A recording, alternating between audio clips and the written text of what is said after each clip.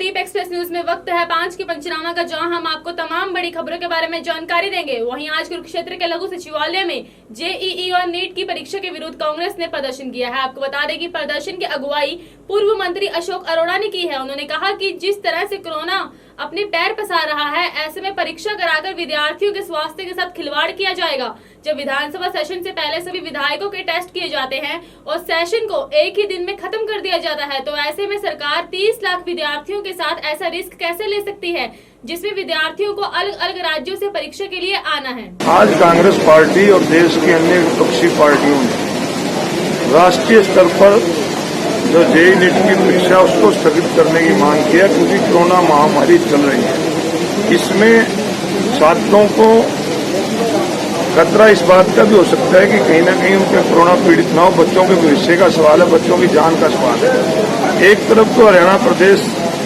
की सरकार विधानसभा का सत्र बुलाती है, उसमें सभी विधायकों का, सभी अधिकारियों का, कर्मचारियों का कोरोना टेस्ट करवाकर उसके अंदर जाने को कहा जाता है, और उसके बावजूद भी 18 का जिनका कोरोना नेगेटिव टेस्ट आया था उनको विधानसभा परिसर में जाने दिया गया, और उसके बावजूद भी सिर्फ 3 घंटे केवल औपचारिकता पूरी करके विधानसभा का स्तर स्थगित कर दिया गया। और दूसरी तरफ इस परीक्षा के अंदर लगभग 30 लाख के करीब छात्र बैठेंगे, और छात्र जो बाहर से आएंगे उनके केंद्र दूर दूर होंगे। किसी के पास साधन है, कोई बस में आएगा, कोई 3 व्हीलर पे आएगा, तो इससे उनकी जान को खतरा हो सकता है। कोरोना महामारी फैली हुई है, तो कांग्रेस पार्टी और अन्य विपक्षी पार्टियों ने मांग की है कि आज हम डीसी महोदय के माध्यम से महामहिम राज्यपाल के नाम ज्ञापन देंगे और केंद्र सरकार से मांग करेंगे कि जब तक कोरोना महामारी चल रही है, इन परीक्षाओं को स्थगित करके बच्चों के भविष्य को देखा जाए, बच्चों के भविष्य के साथ खिलवाड़ न किया जाए। फिरोजपुर में शरेआम गुंडागर्दी का मामला सामने आया है, जहां एक भाई बहन अपनी एक्टिवा पर जा रहे थे कि एक कार के साथ उनकी एक्टिवा रगड़ गई, जिसको वह नॉर्मल बात समझकर आगे निकल गए, परंतु कार चालक ने उन भाई बहन के पीछे कार भगाकर 2 बार एक्टिवा में कार मारने की कोशिश की, लेकिन वह बाल बाल बच गए। जानकारी देते भाई बहन अमरिंदर सिंह और रमनप्रीत कौर ने बताया कि जब वह एक पेट्रोल पंप पर तेल डलवाने के लिए रुके, तो कार चालक ने पीछे कार लाकर उनको पेट्रोल पंप पर ही शरेआम पीटना शुरू कर दिया और उनको बहुत ज्यादा बेइज्जत भी किया।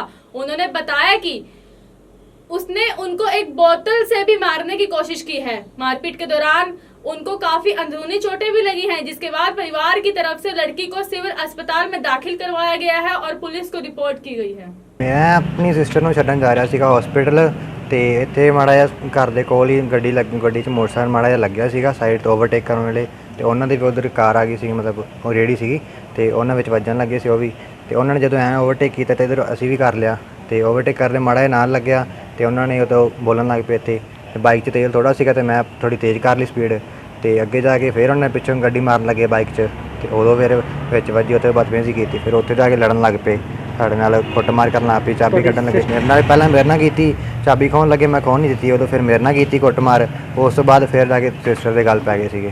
ਮੇਰੇ ਬ੍ਰਦਰ ਮੈਨੂੰ ਜੌਬ ਪਲੇਸ 'ਤੇ ਛੱਡਣ ਜਾ ਰਿਹਾ ਸੀਗਾ, ਔਰ ਰਸਤੇ ਦੇ ਵਿੱਚ ਇੱਕ ਗੱਡੀ ਨਾਲ ਮਾੜੀ ਜੀ ਟੱਕਰ ਹੋ ਗਈ, ਟੱਕਰ ਵੀ ਨਹੀਂ, ਜਸਟ ਮਾੜਾ ਜਿਹਾ ਟੱਚ ਹੀ ਹੋਇਆ। ਖਹਿ ਹੋਈ ਨਾ? ਹਾਂਜੀ, ਖਹਿ ਹੀ ਹੋਈ ਹੈ ਮਾੜੀ ਜੀ, ਜ਼ਿਆਦਾ ਕੋਈ ਜਾਨੀ ਮਾਨੀ ਨੁਕਸਾਨ ਨਹੀਂ ਹੋਇਆ, ਬਸ ਇੰਨਾ ਅਸੀਂ ਆਪਣੇ ਰਸਤੇ ਚਲੇ ਗਏ, ਆਪਣੇ ਰਸਤੇ, ਬਟ ਉਹ ਸਾਡੇ ਪਿੱਛੇ ਆਉਣ ਲੱਗ ਗਈ, ਉਹਨੂੰ ਸੀਗਾ ਕਿ ਅਸੀਂ ਟੱਕਰ ਕਰਕੇ ਤੇ ਭੱਜ ਗਏ ਹਾਂ। ਪੈਟਰੋਲ ਪੰਪ 'ਤੇ ਅਸੀਂ ਉੱਥੇ ਪੈਟਰੋਲ ਪਾਉਣ ਲਈ ਰੁਕੇ, ਉਹ ਗੱਡੀ ਲੈ ਕੇ ਉੱਥੇ ਪੈਟਰੋਲ ਪੰਪ 'ਤੇ ਆ ਗਈ, ਗੱਡੀ 'ਚੋਂ ਨਿਕਲੀ ਤੇ ਇੱਕਦਮ ਆ ਕੇ ਸਾਡੇ ਨਾਲ ਹੱਥੋਂ-ਪਾਈ ਕਰਨ ਲੱਗ ਗਈ, ਤੇ ਇੱਕਦਮ ਪਹਿਲਾਂ ਉਹਨੇ ਮੋਟਰਸਾਈਕਲ 'ਚ ਚਾਬੀ ਕੱਢਣ ਦੀ ਕੋਸ਼ਿਸ਼ ਕੀਤੀ, ਚਾਬੀ ਨਹੀਂ ਕੱਢਣ ਦਿੱਤੀ, ਮੇਰੇ ਬ੍ਰਦਰ ਦੇ ਉਹਨੇ 2 ਮਾਰੀਆਂ, ਫਿਰ ਮੇਰੇ ਵਾਲੀ ਸਾਈਡ ਨੂੰ ਹੋ ਗਈ, ਫਿਰ ਕੁੱਟਦੇ ਘਟਾਉਂਦੇ ਉਹਨੇ ਬਹੁਤ ਵਾਲ ਖਿੱਚੇ, ਮੇਰੇ ਪਿੱਠ ਤੇ ਵੀ ਕੁੰਨੀਆਂ ਮਾਰੀਆਂ, ਔਰ ਮੇਰੇ ਹੱਥ ਤੇ ਚੱਕ ਵੀ ਵੱਢਿਆ, ਔਰ ਮੇਰੇ ਨੱਕ ਤੇ ਵੀ ਵੱਜੀ ਆ। ਇਹ 2 ਲੜਕੀਆਂ ਦੋਨੋਂ ਹੀ ਬਾਬੇ ਰਾਮ ਲਾਲ ਦੇ ਗੁਰਦੁਆਰੇ ਦੇ ਨੇੜੇ ਦੀਆਂ ਰਹਿਸ਼ੀ ਨੇ। ਇੱਕ ਲੜਕੀ ਤੇ ਉਸ ਦਾ ਭਰਾ ਇਹ ਆ ਰਹੇ ਸੀ, ਤੇ ਦੂਜੀ ਲੜਕੀ ਜਿਹੜੀ ਮੇਰੇ ਖਿਆਲ ਡਾਕਟਰ ਪ੍ਰਦੀਪ ਦੀ ਕਹਿ ਰਹੇ, ਉਹ ਲੜਕੀ ਜਿਹੜੀ ਹੈ ਉਹਦੇ ਕੋਲ ਕਾਰ ਸੀ, ਤੇ ਇਹਨਾਂ ਦਾ ਸਕੂਟਰ ਥੋੜ੍ਹਾ ਬਹੁਤਾ ਕਿਤੇ ਟੱਚ ਕਰ ਗਿਆ, ਉਹ ਆਪਣੀ ਕਾਰ ਲੈ ਕੇ ਇਹਨਾਂ ਦੇ ਪਿੱਛੇ ਆਈ, ਪੈਟਰੋਲ ਪੰਪ 'ਤੇ ਉਹ ਤੇਲ ਪਾਉਣ ਲੱਗੇ, ਤੇ ਉਹਦੇ ਵਿੱਚ ਫੁਟੇਜ ਦੇ ਮੁਤਾਬਕ ਤਾਂ ਉਹ ਕੁੱਟਮਾਰ ਕਰ ਰਹੀ ਕਾਫੀ ਇਹਨਾਂ ਨਾਲ। ਹਾਂ, ਫਿਰ ਉੱਥੇ 2-3 ਬੰਦਿਆਂ ਨੇ ਅੱਗੇ ਹੋ ਕੇ ਛਡਾਇਆ, ਉਹ ਨਹੀਂ ਆ ਰਿਹਾ ਵਿੱਚ। ਇਹਦੇ ਇਸ ਮਾਮਲੇ 'ਤੇ ਸਾਡਾ ਜਗੀਰ ਸਿੰਘ ਥਾਣੇਦਾਰ ਹੈ, ਉਹਨੇ ਉਹ ਕੁੜੀ ਦੇ ਬਿਆਨ ਲਿਖ ਕੇ ਤੇ ਬਣਦੀ ਕਾਰਵਾਈ ਕੀਤੀ ਹੋਈ ਹੈ, ਰਿਪੋਰਟ ਲਿਖੀ ਹੈ। ਅੱਗੇ जो भी मामला आएगा ਉਹਦੇ ਮੁਤਾਬਕ ਕਾਰਵਾਈ ਕੀਤੀ ਜਾਏਗੀ। जल्द ही सर्दी का मौसम शुरू होगा और कोहरे में हादसे बढ़ जाते हैं। इसी के मद्देनजर रखते हुए यमुनानगर में इस बार पहले ही पुलिस प्रशासन ने अपनी तैयारियां शुरू कर दी हैं। यातायात थाना प्रभारी अजीत सिंह ने बताया कि उनकी टीम अभी से ही लोगों को जागरूक करना शुरू कर दिया है और उसके साथ साथ रिफ्लेक्टर टेप भी वाहनों पर लगाने का काम शुरू कर रही है ताकि समय रहते इस काम को निपटा लिया जाए। ये थोड़ा सा आगे फॉगी सीजन को देखते हुए और जो एक्सीडेंट ज़्यादा हो रहे हैं अभी हैवी व्हीकल्स की वजह से और ज़्यादातर ट्रैक्टर ट्रॉलीज की वजह से हो रहे हैं, जो उस पर हमने आज एक अभियान चलाया है। हमारे एसपी साहब श्री कमलदीप गोयल जी के दिशा निर्देश अनुसार जो ट्रैक्टर ट्रॉलीज हैं उनके बैक साइड पे रिफ्लेक्टर टेप्स लगाई गई हैं। जो हैवी ट्रक्स हैं या ऑटो हैं उनके ऊपर रिफ्लेक्टर टेप्स लगाई गई हैं जिससे दुर्घटना कम हो सके। केंद्र सरकार की ओर से पंजाब में जरूरतमंद लोगों के लिए भेजे गए राशन को लेकर आज बीजेपी लीडर की ओर से सरकार के विधायकों पर सवालिया निशान खड़े करते हुए राशन घोटाले का आरोप लगाया गया है। हालांकि लुधियाना के हल्का नाट से विधायक राकेश पांडे की ओर से लोगों को दिए जाने वाले राशन को लेकर उन्होंने कई अहम खुलासे करते हुए राशन की बोरियां भी दिखाई हैं। इस मौके पर बीजेपी के हल्का इंचार्ज प्रवीण बंसल की ओर से राशन में घोटाले का आरोप लगाते हुए कई कमरों में राशन की बोरियों का जिक्र किया और दिखाया भी गया है, जिसमें उन्होंने कहा कि लोगों तक अभी भी राशन नहीं पहुंच रहा है। उन्होंने यह भी कहा कि यह राशन या तो चहेतों को दिया जा रहा है और या फिर अपनी वोट बटोरने के लिए उन लोगों तक पहुंचाया जा रहा है। भी केंद्र सरकार तो करोड़ों रुपया अनुदान आके करोड़ों रुपया दे अन्न जिहड़ा आके है वो गरीब तक नहीं पहुंचया, लेकिन वो हौली हौली परतां खुलदियां गईयां। अज सामने आया साडे कोल इन्फॉर्मेशन आई कि इंटरनेशनल स्कूल च हज़ारों थैलियां पईयां अन्न दियां और असी अलग अलग इलाकिਆਂ चों इस इलाके के लोगों तो ते बाकी वार्ड के लोगों तो भी पता किया भी क्या तुहानूं कोई अन्न मिलिया, तो किसी ने कोई गल नहीं की भी सानूं किसी तरह का अन्न नहीं मिलिया। सरकारी तंत्र तो पता किया, उन्हों का कोई प्रोसैस नहीं है, कोई सिस्टम नहीं है। तो अज असी संधू साहब को आए तो संधू साहब का जवाब सी भी मेरे को 1000 थैलियां आईयां, 550 मैं देती, मेरे को 450 रह गई। असी एक कमरा खोलिया, 2 कमरे खोले, उस करीब 1500 2000 थैले होने। वो कहते बस मेरे को इन्ना ही है। एक होर कमरा खोलिया, उस भी करीब 2000 थैले मिले हैं। मेरा सिर्फ एको ही कहना है, क्या ये 4-4 थैले किस लिए रखे हैं, ये किन्ना लिए रखे हैं, ये किन्ना नूं देने हैं, उसका प्रोसैस की है।